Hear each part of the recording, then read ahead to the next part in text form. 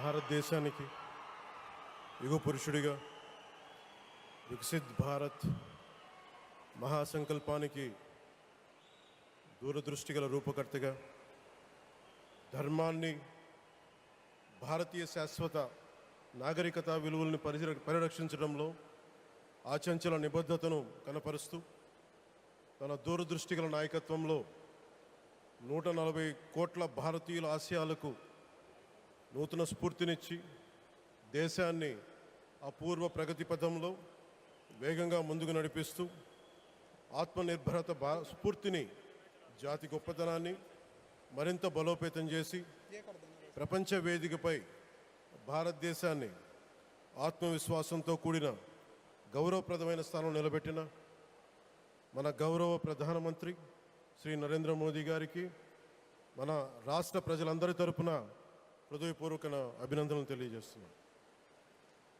వేదిక పైన ఆసీనులైన honourable governor of Andhra Pradesh Shri Abdul Nazeer గారికి,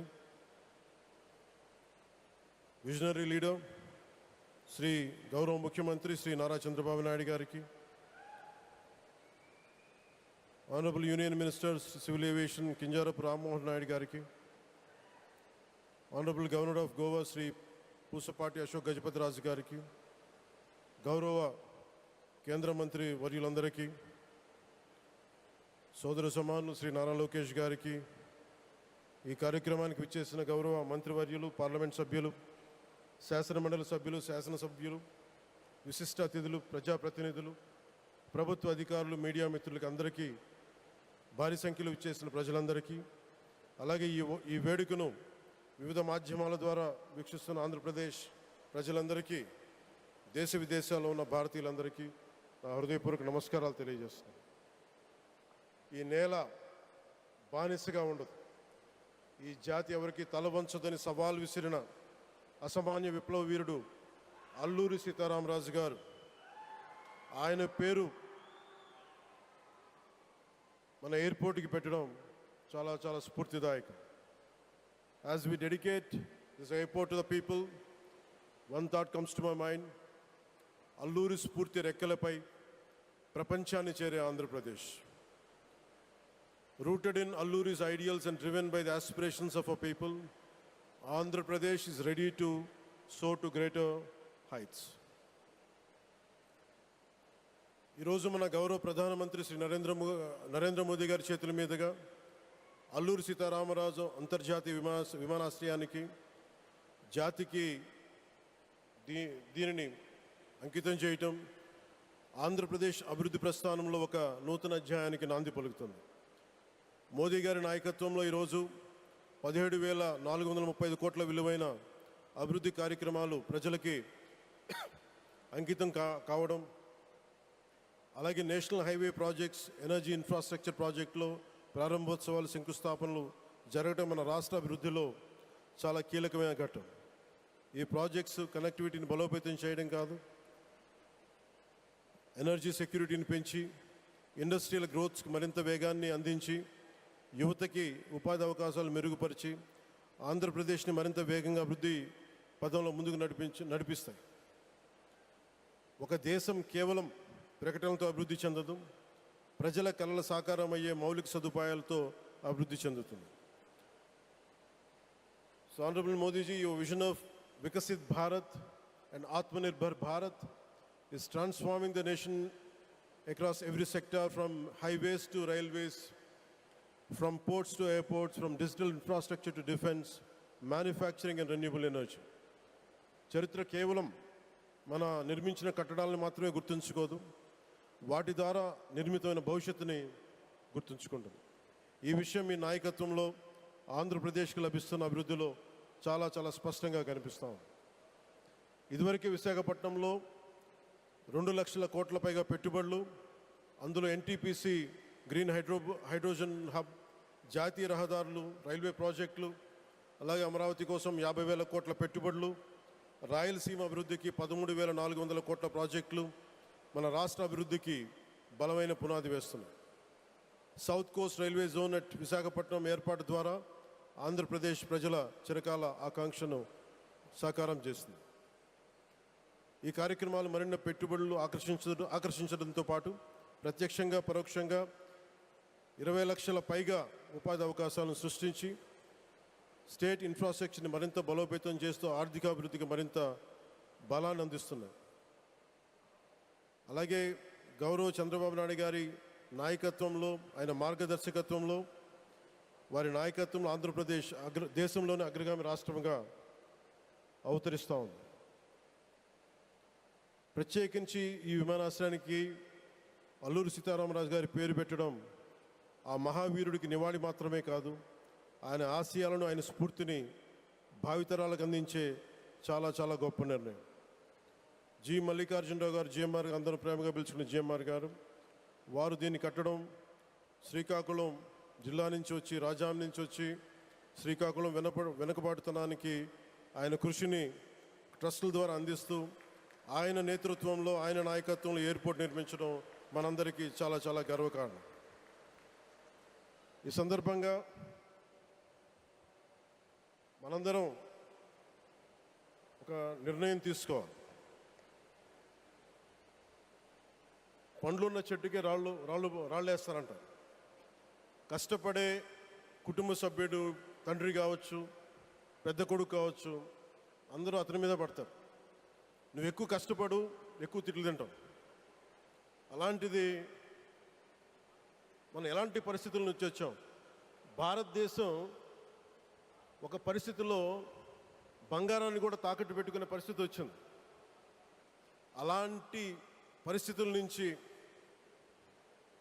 దశాబ్దం పైనుంచి మూడోసారి ప్రధానమంత్రిగా ఆయన ఈ రోజున మన దేశాన్ని నడిపిస్తూ ఉన్నారు. అలాంటి ప్రధానమంత్రిని చాలామంది ఆయన మీద మాట్లాడుతూ ఉంటే, ఆయన్ని అనకూడని మాట్లాడుతూ ఉంటే నా గుండె కదిలించేసింది, నా కన్నీళ్ళు వచ్చినాయి, బాధ వచ్చింది. దేశం కోసం కష్టపడే వారికి చివరికి మనం ఇచ్చేదేం. కొత్త తరానికి ఏం తెలుసు? ఆయన పడ్డ కష్టం. ఒక్కరోజు కూడా సెలవు తీసుకోలేదు మన ప్రధానమంత్రి గారు. ఈరోజు పెట్టుబడులు వస్తున్నాయి మనకి, ఒక్కరోజు కూడా సెలవు తీసుకోలేదు.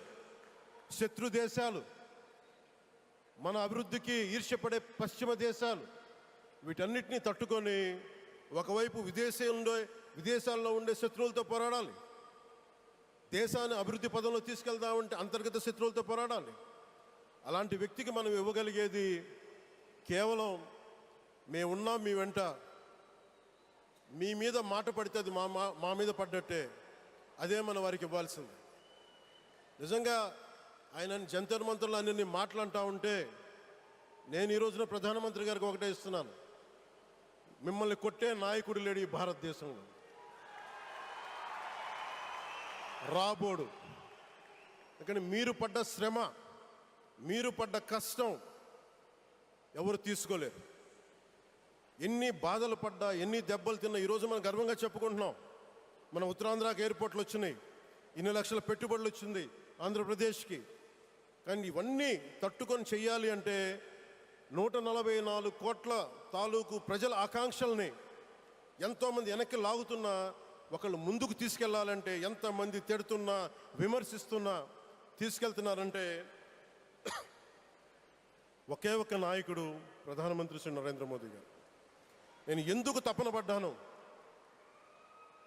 నేను అలయన్స్ కోసం ఎందుకు తపన పడ్డాను, మీ నాయకత్వం మాకు కావాలి ఎందుకు తపన పడ్డానంటే, ఈరోజు ఎయిర్పోర్ట్ ఆపేశారు. ఒక చిన్నపాటి ఎర్ర బస్సు కూడా రాని చోట ఎయిర్పోర్ట్ అవసరం లేదన్న వ్యక్తులకి సమాధానం ఇదే. ఇన్ని వేల మందికి ఇన్ని వేల కోట్ల పెట్టుబడి వచ్చింది అంటే ఆశీస్సులు కావాలంటే, దేశం కోసం నిలబడే నాయకుడికి మన అండగా ఉంటే ఏం జరుగుద్ది అంటానికే ఈ భోగాపురం ఎయిర్పోర్ట్ ఈరోజు ప్రారంభోత్సవం నిలువెత్తు నిదర్శనం. ముఖ్యంగా 25 సంవత్సరాలు లోబడి ఉన్న పిల్లలున్న ప్రతి ఒక్కరికి కూడా నేను ఈ సందర్భంగా తెలియజేస్తున్నాను, మీ నాయకత్వం మాకు కావాలి ఎందుకు తపన పడ్డానంటే, ఈరోజు ఎయిర్పోర్ట్ ఆపేశారు. ఒక చిన్నపాటి ఎర్ర బస్సు కూడా రాని చోట ఎయిర్పోర్ట్ అవసరం లేదన్న వ్యక్తులకి సమాధానం ఇదే. ఇన్ని వేల మందికి ఇన్ని వేల కోట్ల పెట్టుబడి వచ్చింది అంటే ఆశీస్సులు కావాలంటే దేశం కోసం నిలబడే నాయకుడికి మన అండగా ఉంటే ఏం జరుగుద్ది అంటానికే ఈ భోగాపురం ఎయిర్పోర్ట్ ఈరోజు ప్రారంభోత్సవం నిలువెత్తు నిదర్శనం. ముఖ్యంగా